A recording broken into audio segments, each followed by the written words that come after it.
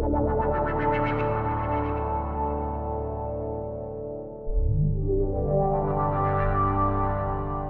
are in the final session, the home stretch. We've survived all kinds of technical problems, from professors jetting from the pyramids and into our virtual auditorium.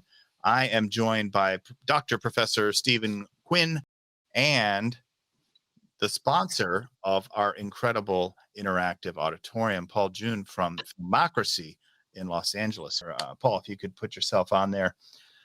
Welcome, gents.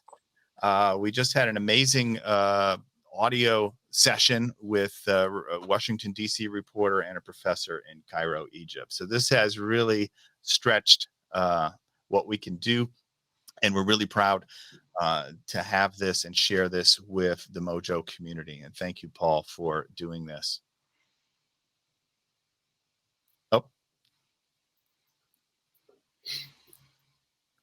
Can't hear at the moment. We can't hear you yet, but technical problems, no problem. Okay. We get over. Can you hear me? There you are. Can you hear me? Yep, you're on. Okay. Sorry, I had to change my microphone input. Okay.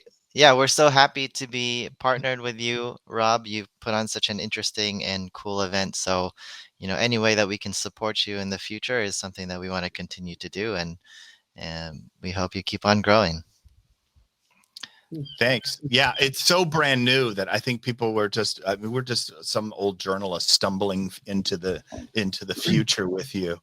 And I think people were just really struck by how visual it is, how cool it is, how you've integrated the remote conferencing and your cinema solution. And what we were doing wasn't the traditional film festivals. So we're really, it was a challenge for us to try and figure out, okay, how do we take this and make it something, do a journalism conference, with 12 cool people around the world or whatever. And it all worked. Except some people were had a little registration issue, but you were able to, again, it's the personal touch. You were able to get them in. So thank you again. Yeah, I've been watching since right from the beginning, and it's been really cool, really impressive. Thank you. It's really fun to build a show, and I'm doing it all here literally with my iPad and another iPhone, that's camera 2, and just that A10 mini. So do you have a lot of people doing that, Paul, using this kind of tech? It's pretty common. Well, I think you're going a little bit above and beyond with these multiple devices and switchers and stuff. But yeah, in general, I think, last year was kind of the first time. And so a lot of people were dipping their toes and didn't want to rock the boat too much. But now we're seeing much more complex and sophisticated events being put on. So that's interesting to see as well. I was trying to do my little fancy flying logo effect, but it didn't work. So there's still some bugs. Yeah, it was right over my face, but it's supposed to slide in. They call it a fly in. So that's a pre-warning to you, Stephen. This stuff's still bleeding edge a little bit, or I'm just not that good in programming XML commands which is what I'm doing here to make those things happen. Always things to polish. Thanks, Paul. Thanks so much. We're going to get started with Dr. Professor Stephen Quinn, author of 30 books, and again, a resume that stretches from longer than Santa's list, I think. I would love you to get started. I was just going to say having this virtual auditorium reminds me of being in an actual hall like this. And this was me. This was the last actual Mojo presentation I gave was at Cairo University. This is their really cool opera hall where they have this incredible huge LED screen. And I was presenting from my iPad. And so for me, it's been kind of full circle to be able to talk about these things and with cool people like you and the rest of the crew that have pitched in today. So what do you want to talk about, sir? How you teach Mojo? I think always good. Yeah, that struck me as sensible. Yeah. Absolutely. I'll let you take it away. Yeah. Okay. Yeah. Well, first of all, thank you for the opportunity. This is really cool. I've been impressed with the technology and the enthusiasm of the presenter. This has been fantastic. I started as a journalist in beginning of 1975 when we were still using manual typewriters, and dial-up rotary telephones and pen and ink and razor blades for copy and paste. So the changes in the digital revolution in journalism have just been phenomenal, and they are accelerating even more as time passes. The changes happen more quickly, so we're looking at incredible change potential. So I want to talk about principles because, and I'm going to show Can you see that on screen? Okay. I just want, being an academic, I think it's important to have a definition. And when I talk about Mojo, I talk about doing everything with a smartphone and a few inexpensive apps. Everything is done on the smartphone. And because of the premise of journalism is speed, I tell you that a trained Mojo can make a quality video in a very short time. My record from pressing record in the field to having a story on the web is 2 minutes 40 seconds. This is a few years ago when I was based in Hong Kong working for the South China Morning Post. Next screen, please, Rob. Yep. Basically, I wanted to make the point that Mojo is really about storytelling. Storytelling is an ancient tradition. I'm very much interested in, I don't teach people anywhere near as much as I used to about apps or the latest piece of technology or the latest tripod. I'm interested in teaching people principles that they can apply for years to come. Principles of storytelling, principles of aesthetics. There are many different types of Mojo videos. I would suggest to you that it's such a new field that television journalism has its own sort of language. It's been around for many decades.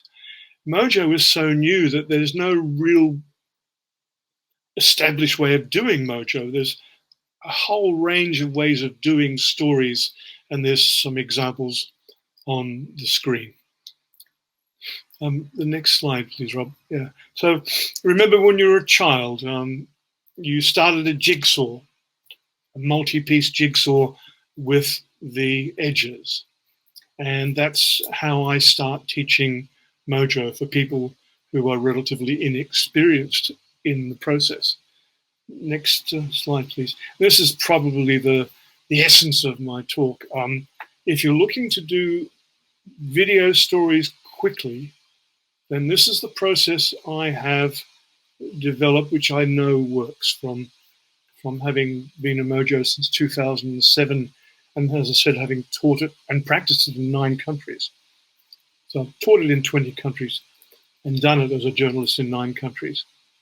Obviously, you need to plan your story. That's one of the key processes. I'm going to take that as a given because all journalists are aware of the necessity to plan their story, to make sure you have a story.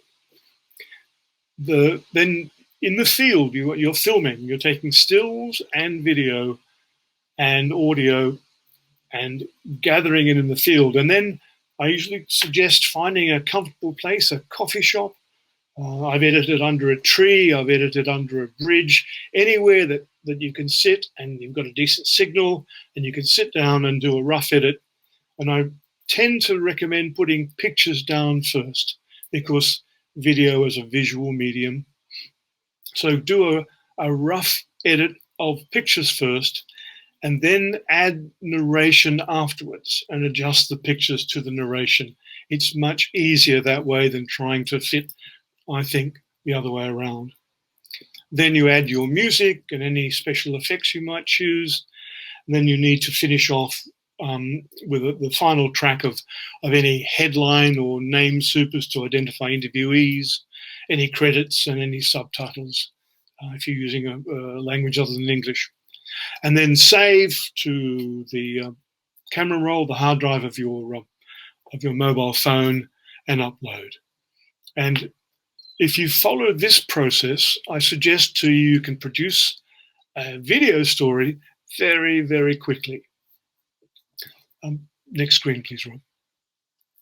So I break the teaching process down into 6 parts. You can see them there on the screen. The bold ones are the key to quality. Now, quality is really important when making video stories, when making Mojo stories. Why? Because there's so much competition on the web in particular. There's so many millions of hours of video there. So the way to stand out is to produce a quality product. And quality comes from having a story, proper solid preparation and planning, composing, shooting intelligently, understanding the rules of aesthetics and the whole visual process of filming. The third stage, which I call the magic stage, is when you edit those pictures on your mobile. I think this is really the fundamental skill that people need to learn. Most people intuitively know how to shoot. Most people have a sense of preparation. It's the editing process and pulling it together as a visual language that is the key to all this, I think. Adding good, decent audio, decent narration based on a script and all those other things. The last 2 stages are pretty fundamental and don't need too much teaching. So if I could go to the next screen, please, Rob. When we talk about feature films, they typically talk about a 20-to-1 shooting ratio. So 20 hours of filming to produce 2 hours of edited movie. You may be aware that Apocalypse Now holds the record, the highest shooting ratio of 97-to-1. Mojo aims to have as small a shooting ratio as possible to reduce the editing time. So next slide, please, Rob. So here are my thoughts on editing. It's very easy after you've previewed your video to come up with a storyboard on it. You can do it on a scrap of paper, which is a good reason why journalists should still carry a notepad and pen, or any way that you can actually construct a storyboard. Because if you're working off a storyboard, you can actually pull together the components of your video, the components of your edited video fairly easily. You obviously need a powerful. I think you also need, a powerful opening image is the equivalent of a brilliant introduction for a print story. You need something to grab people's attention within the first 5 to 7 seconds. I'm drinking red cherry juice, not wine, but I'll be having a glass of wine afterwards. You need what I call a story boost, probably 20, 25, maybe 30 seconds into your story to regain or recapture the audience's attention. And you also need a strong closer because people remember beginnings and endings. You need, obviously, consistent audio levels, and we tend to put the credits over the closing image. Next slide, please, Rob. What I recommend is when you do your narration over blocks of images. So you can see there's a screen grab here of the first image you see is the opening scene with a title. Then you've got 2 pieces of video, the yellow one and the blue one, and bound together by a piece of narration. And then 2 more pieces of video, again, bound together by narration.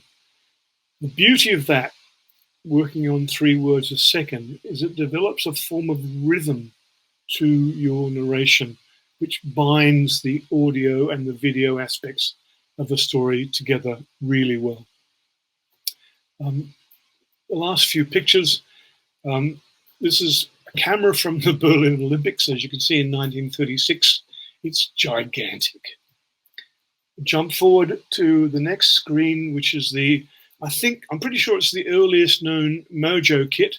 This is from the front page of the New York Times, February 2001, that weighed 44 pounds. What's that, about 20 kilograms? Next screen, please, Rob. Now, even nowadays, a typical TV crew kit is still large. That's the kit without the camera. Compare that with an iPhone that weighs a few ounces. What's that, 4 or 5 ounces for an iPhone 6 and 7 or 8 for an iPhone 12.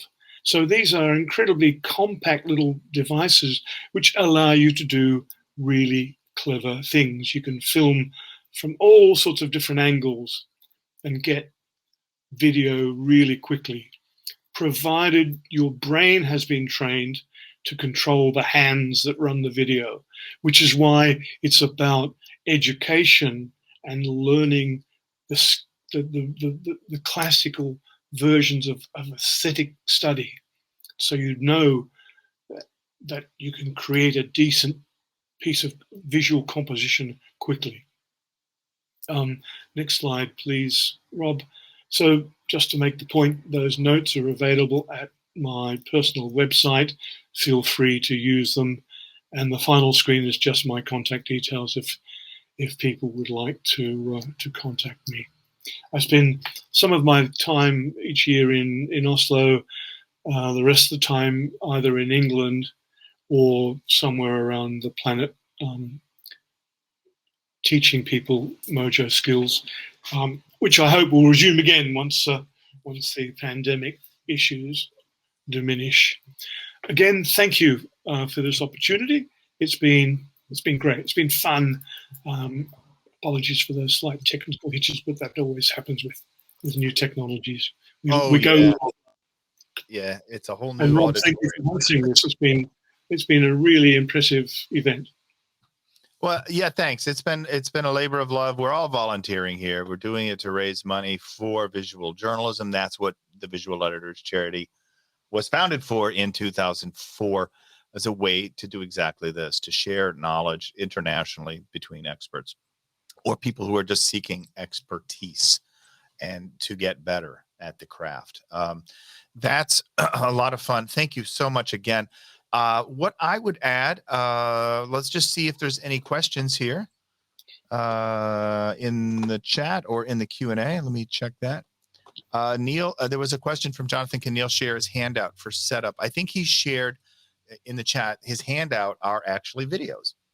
So what Neil shared were YouTube links. So look for those, Jonathan. And what I would share, I guess I would have to, that was really quick. Your keynote, when you said you were emailing your keynote, I was like, oh, I could never do that. And you're going to see why, because I'm going to open, mine's 5 gigabytes. I'm not going to show all of it, but it's got films in it. So that's why I'm opening it. I took this one deliberately brief because I figured. Yeah, that was smart. That was smart. I've got just like a PDF version of it too. But let's see if it loads even while I've got this app going on. Yeah. Okay. So I should be able to share. I just want to share some few slides here just to reinforce all the excellent points that you made. And just to contrast a little bit about my technique, because my beat's different. Yeah, perhaps. And that's what's fun. Every individual has a different way of teaching Mojo because it's a reflection of who they are. Yeah, and I don't come from television. I mean, I learned how to do television when I was 17 years old because there was something called MTV. And so I found my way to the AV studio shortly thereafter and learned how to do live television. But, you know, I did traditional journalism, studied newspapers. So my background is, I worked in 3 Pulitzer Prize winning newsrooms in Chicago and in Florida. And, but I was a photojournalist. That's how I actually stumbled into journalism school. I was studying biology of all things before that, and then found this place that gave me a dark room, all the film I could shoot, and they put my stuff on the front page. So I loved it and never went back. You can all see that? Okay. I assume so. This is a typical research that I make, is that I Yeah, you can see that, right? What are you seeing? Can you tell me what you're seeing there? So I know you've seen it. You're seeing a camera. I could see a screen with a mountain in the Right. Okay, so foreground. that's my iPhone 6S Plus in the Alps. I have hiked for 5 days going from hut to hut. And so my challenge is I'm married to a German journalist who was the first German journalist to do international reporting with mobile technology in 2007. She's crazy.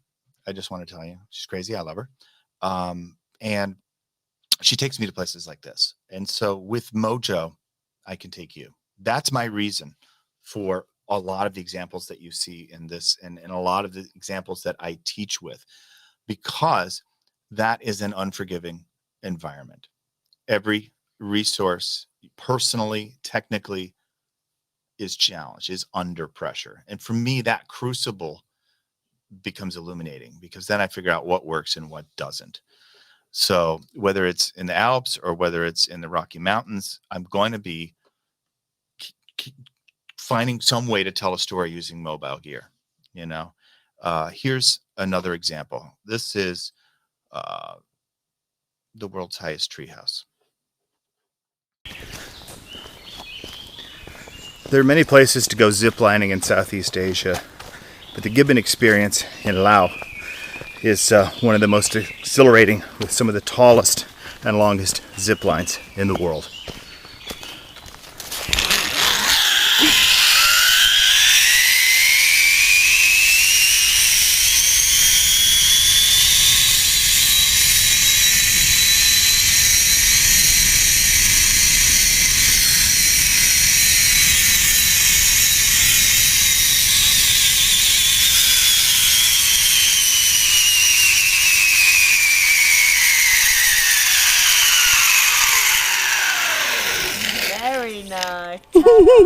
Ta-ta!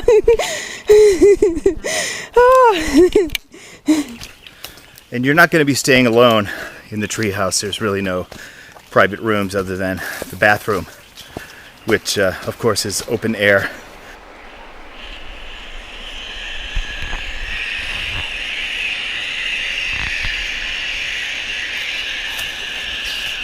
Our group has travelers from Latvia, the United Kingdom, Germany, and America. And of course, this American was not alone. I found a fellow Chicagoan on this venture. I'm here just to explore the world and have fun. Zipline, mostly zipline. We've been deep in the rainforest in Laos, and we're at the Gibbon experience. We've been in the tallest treehouse in the world, and we've been ziplining around the jungle for the last 2 days. My drone fell from the tallest treehouse in the world. So I had the downward vision positioning system off, but the side sensors were still on, and I tried to take off from inside the treehouse. And it got very confused because there was wood and trees on both sides of it. So I tried to back up, I tried to move sideways, and all the controller commands were overridden, and it crashed into a tree. We have it on video, but it fell all the way to the bottom of the tree.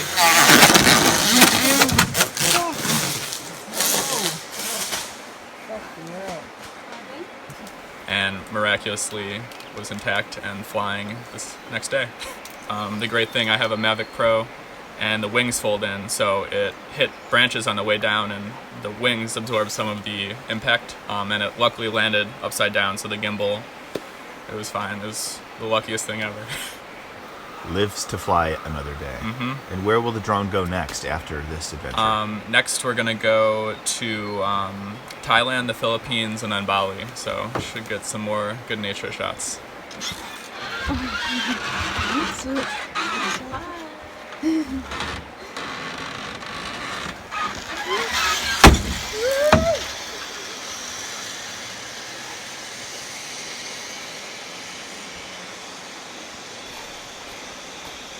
The guides will zip in the morning to provide a hot breakfast, hot water for tea and coffee, and even hot chocolate.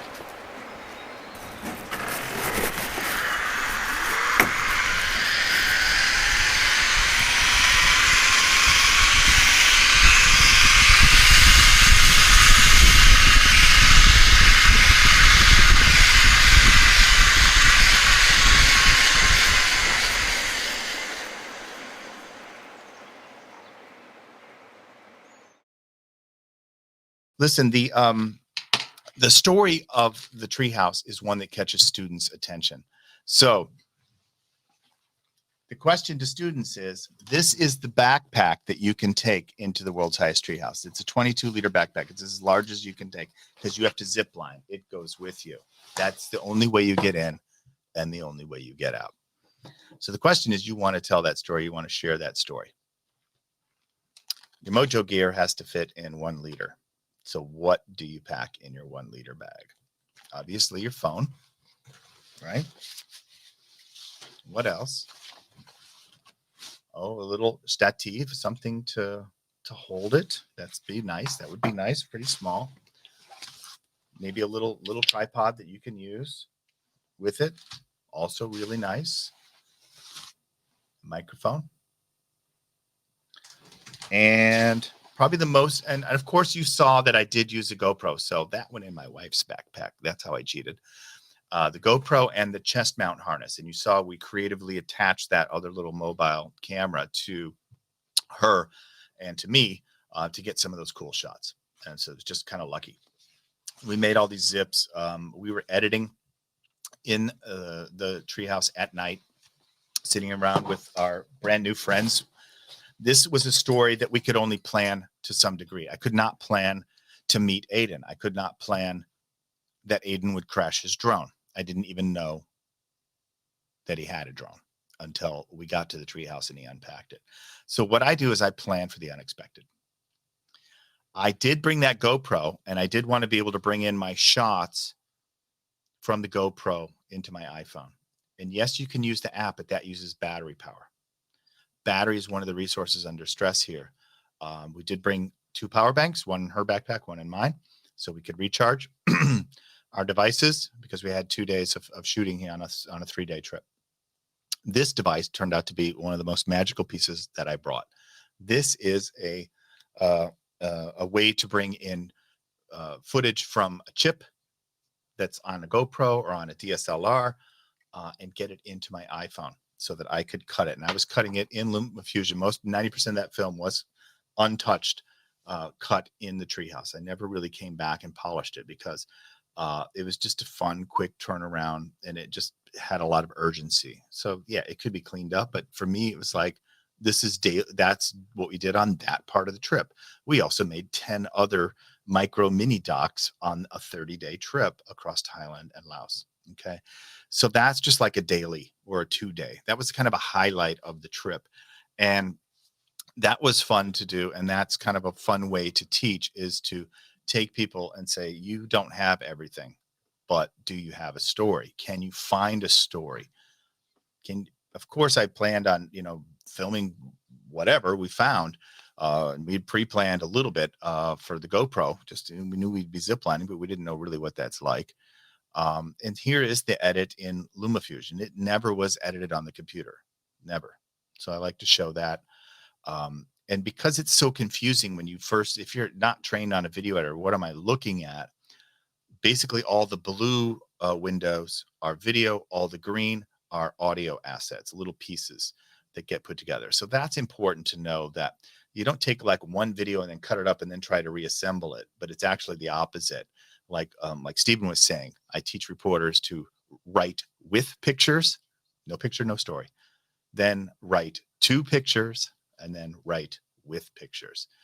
And it really is challenging for a lot of text-oriented or tech-centric reporters to be challenged in this way, that they don't have a story unless they learn how to answer questions with their camera.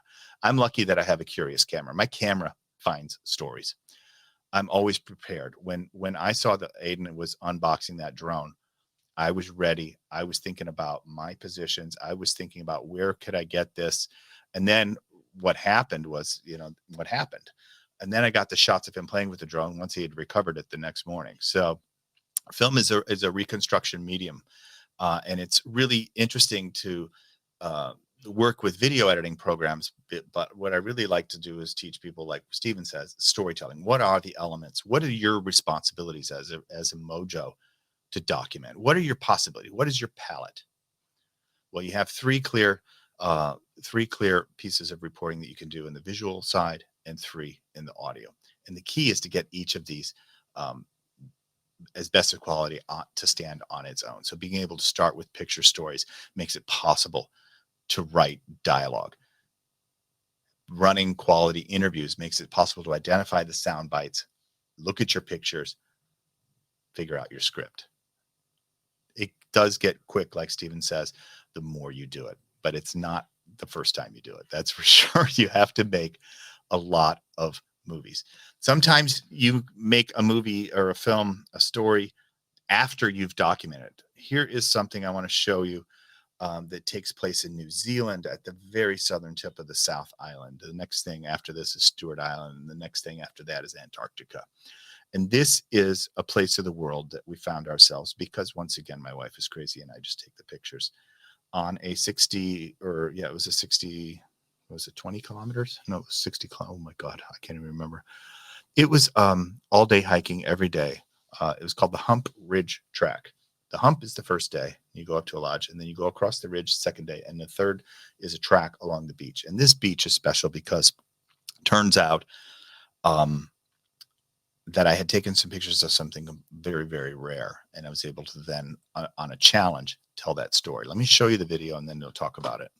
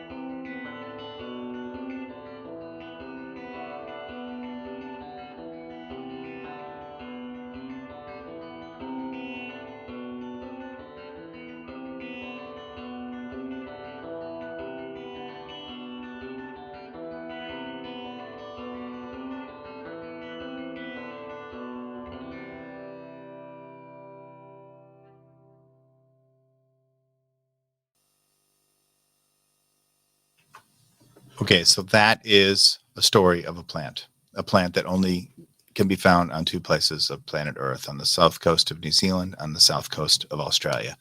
And I didn't even know it at the time, but I was curious. My curious camera wanted to peek over while we walked along that beach. And as per usual, if my wife's going to take me to exotic places, I'm going to film her there. So she became she became an avatar for you being there. That's the filmmaking. And when I started to do things like this, I started to see something beyond just news reports and quick and dirty travel films or lives or other types of mobile journalism. I started to see this intersection with cinema.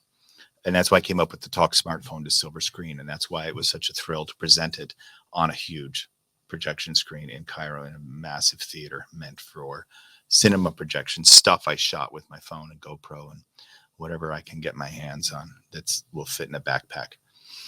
And the reason I found this is because there was a colleague named Max in Australia who we were talking about this trip with, and he's like, I'm doing something with the Goethe Institute, and they're going to have a challenge, and that is you've got to make a documentary that features a plant for the first 20 seconds of the film. And I thought this was a ridiculous donor request, kind of thing that you would get. And it's like, really? A plant? And then I was scratching my head. I was like, a plant. That thing, that stuff I saw. I think it's a plant. I don't know if it's a plant or an animal. I didn't know. I had to do research. I did tons of research to find out what I put there on the text overlays and went through all my shots and said, can I tell this story with what I got accidentally picked up on the way? Because I'm always be documenting. That's how my Mojo works.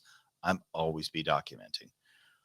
And then the fun thing is, I wrote all the music on the iPad as well. That's my music. I love my iPad. And I'm going to finish there because I just want to show you, if you can see this. This is my iPad. These are all my sound apps. Here is the one that I use.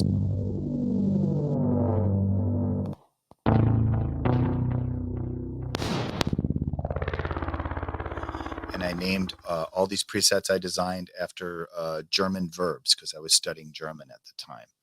So that is hopefully something that's useful for you.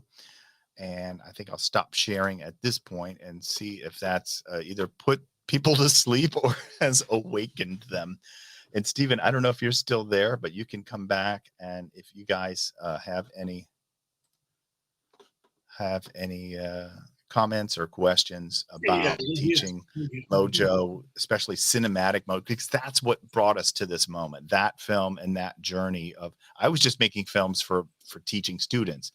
And then I got turned onto this platform called Filmocracy, and I could see there was a space there for Mojo to carve out its own domain and bring this challenge to fellow professors. I was like, what if we had a fall workshop? What if we challenged our students to think big with small cameras and do stuff that could be comfortably aired before the next James Bond movie shows up? You got a short documentary. Why not screen it in your local cinema as soon as we can get back in there?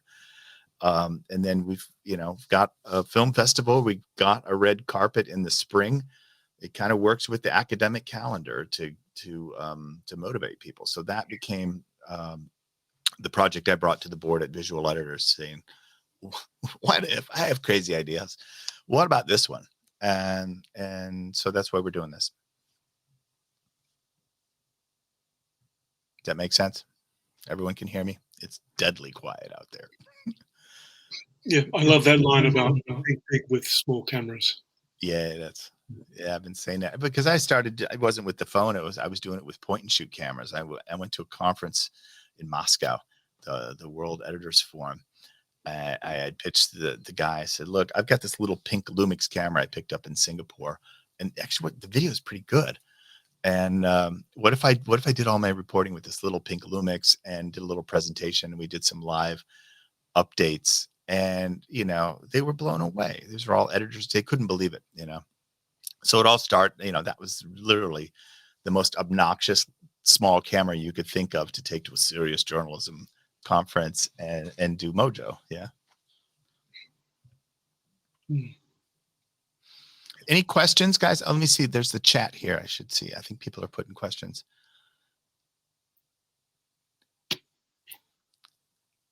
Think big with small cameras, right? I like to say, I like to tell big stories with small cameras. Yeah, but exactly. Think big. Exactly. You're just thinking about making stories for your phone. That's fine. But the quality's there. If you can find a good story, if you can tell it, to really go beyond and beyond things we haven't thought of yet. I have a question, Rob. Yeah. Maybe people watching this are thinking to themselves, I'm not sure I could learn LumaFusion. It looks complicated. It's a very sophisticated piece of software. Yeah, all pro web video apps are, right? Yeah. What's your recommendation? They start to overwhelm me with all the features to support every pro format and every type of video editing situation. And it's soon becoming that with LumaFusion, but thankfully it's still manageable. But if you open up Premiere for the first time or Final Cut Pro, it's like putting a student or someone in the controls of a 747 or an Airbus 300, and you're like, fly the plane. Like, where do you start? So that's where, that's why, because it's also that intimidating with any video editor. The first thing you see is blank screen and you're like, oh crap. So that's why I say, like, you get your story here, write me those bites, put them on paper here, write to what that picture shot is. That's a wide shot exterior. Okay. That's establishing. Okay. What's the next shot? Face. Okay. What's the next shot? Hands. All right. That takes 10 seconds. Transfer it here. Now on the table, what comes first? What's missing? What don't you have? What do you put it together? Go to a video editing app with a plan. That's the first thing I teach students until they start to do it, because you do have to, it's a language. So this is the other thing. I teach it as like, a second language. These are the nouns. These are the verbs. This shot is a part of speech. What is this shot saying? Is it introducing a new idea, a new character? Is it transfer? Is it agreeing with, confirming, or is it conflicting, contradicting previously established information? Where does that fit in? Because too often untrained journalists, they'll make the same shot. They'll always do a wide shot. Everything's in the shot, or they'll try to do everything with the wallpapering, and you have to, discipline them to make sequences and start to get that camera, which has a great wide angle lens, but needs to be close to get the full power out of it. And that you have to overcome, the hesitancy to get close to people, to things. You have to work on the social skills, like what Nico was saying, like what Philip was saying earlier, that a lot of the tech, is social. That, and I learned those things a long time ago as a photojournalist. I don't even think about it, but I know how to anticipate future events. When I'm in a scene, I feel like I'm casing it like a CIA person or something, but I'm figuring out the entrances, exit. I can anticipate.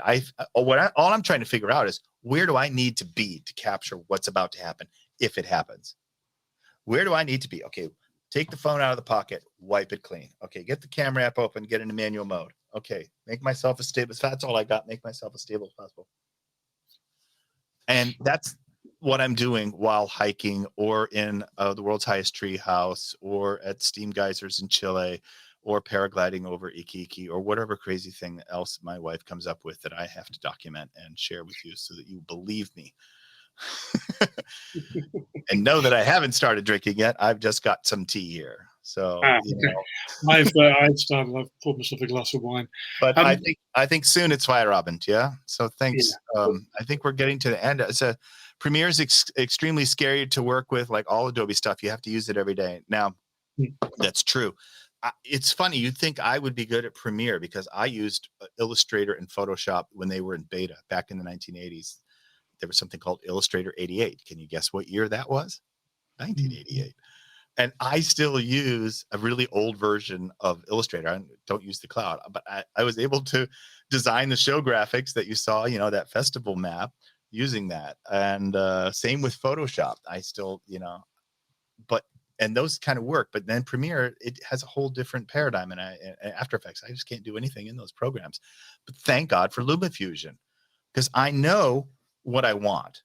And if I don't have a plan, if I'm like in the treehouse and we're just dumping shots in on the timeline, I'm looking for connections. I'm looking for shots that connect together, much like words in a sentence. And I'm not worried about the beginning, the middle, or the end. I'm just looking for something to start molding.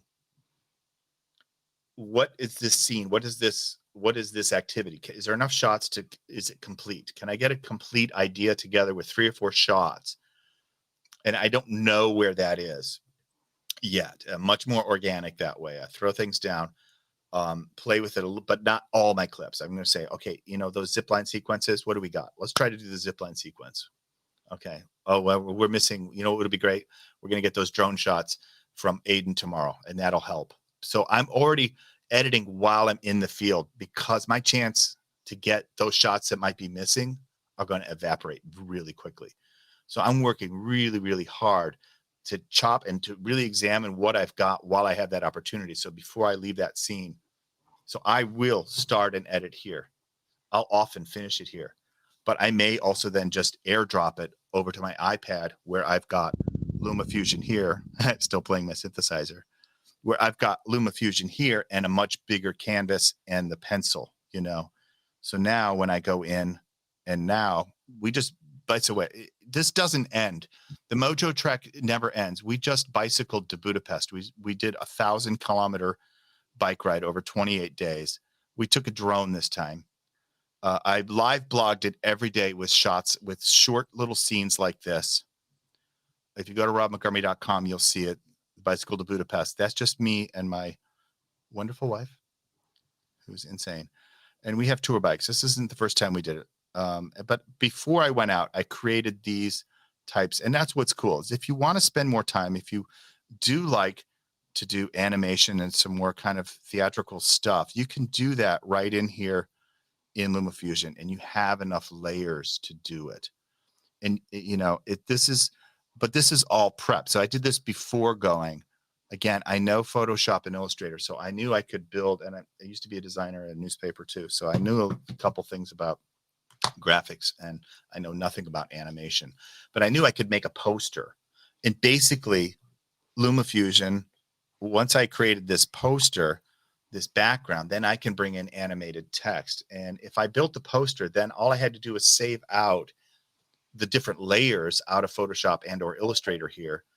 And then I could animate them and rebuild them in LumaFusion. So that's how I work with like Adobe products that I've already got with LumaFusion. So this is a little bit more that beyond the desktop. This goes to the desktop, obviously, but then I'm building it in my iPad here. And then I bounce this project right back to my phone. And now I'm reporting on the trail to Budapest, and I've got that graphic, and all I have to do is take the text, and for that leg of the tour, I can say that's Buk to Hevis, that's 95K, and I've got that. So that's where prep comes in on that. We had no idea what we would find, because I've never been to Hungary before, certainly not on the bike trails. And by the way, if you saw the video, the bike trails are pretty non-existent on the route that we took. So they're pretty much farm tracks. So that's what I know. The one piece of advice I'd give to anybody who wants to get better is, just as you become a better writer from reading good to great writing, you also become a better video maker by studying the work of really good people. Yeah. Thank you. And I enjoy studying from all of our wonderful contributors today. Thank our incredible badass Mojo professors for spending a Friday, which we turned out was the worst day to choose of the week for a journalism conference. So give us your feedback. Tell us which day is best. We do like to have this timing so that we can get people in the U.S. like Paul June, who gratefully donated the technology behind all this experience, and as well as people from Eastern Europe.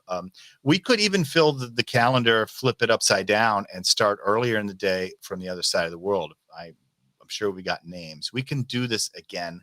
You heard Paul say it. How about a winter workshop? We're all marching towards making our entries for the next Mojo Awards.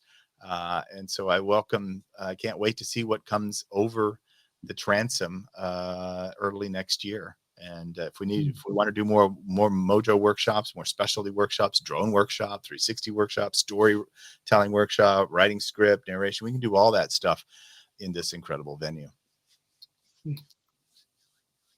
Thanks, everyone. I'm Robb Montgomery. This has been the Mojo Workshop. Thank you, Dr. Stephen Quinn. And we're going to sign off now. It's been a long day. And as the Germans say, Feierabend.